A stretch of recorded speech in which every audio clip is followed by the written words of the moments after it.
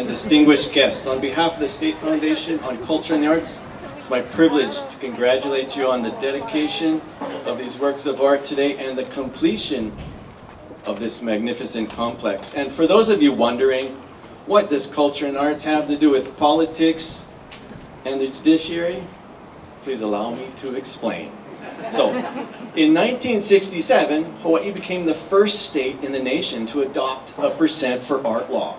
The purpose of the law is to beautify and humanize our state buildings and increase public access to the arts.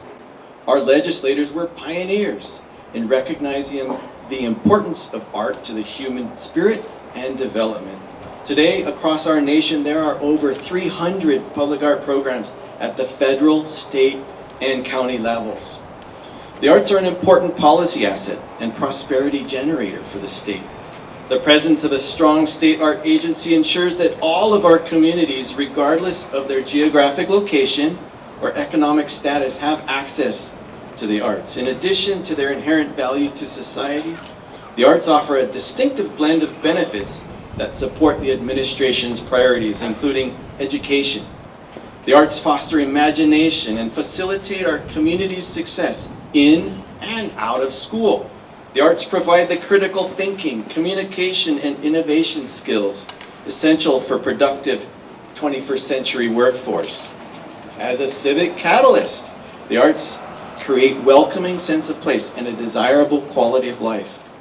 The arts also support a strong democracy, engaging citizens in civic discourse, dramatizing important issues, and encouraging collective problem solving. As cultural legacies, the arts preserve our unique culture and heritage, passing Hawaii's precious cultural character and tradition along to future generations. Today we recognize those involved in designing and constructing the facility and the integration of works of art.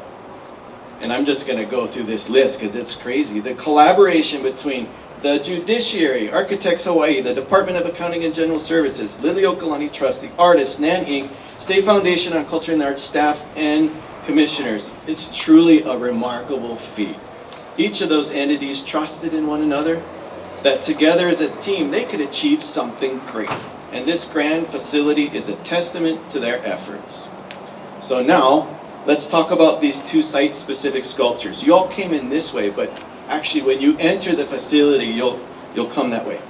So art exists in part to make you think, to find within your own mind possible and perceived connections.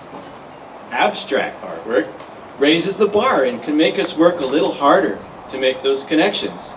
The observant viewer immediately recognizes something familiar. You see a metal pitched roof with holes cut in it. You see a group of stones that look like figures. When we see the familiar in an unfamiliar way or setting, our pattern-seeking minds are engaged. Just like your computer, it has that thing that spins. Why does the roof have holes? Why do these rocks have heads? What do they represent? These sculptures become portals of your imagination. Now, about these artists. Matthew Salinger was born and raised on Maui, graduated from Seabury Hall and studied art and architecture in Arizona and London. His metal sculpture, Creating Kama'aina, is the culmination of his interests in both art and architecture. Matthew Salinger, can you please stand and be recognized?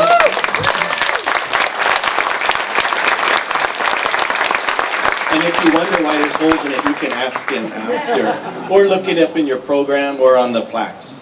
And Jerry Vasconcelos grew up on Oahu in the back of Kalihi Valley, and his bedroom window is literally 10 feet over Kalihi Stream. If you know where Doc's Pond is, that's his bedroom window. So Jerry developed a fascination for the natural world that's reflected in his carefully hewn stone sculpture, Ho'opohapu. Jerry Vasconcelos, please stand and be recognized.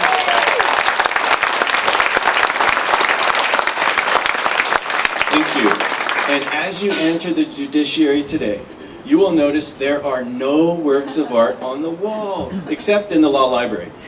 In the coming months, the State Foundation will be installing works of art inside the building and bringing the humanizing experience of the arts to the facility. The arts are an important part of who we are as a people, our culture, and what we value.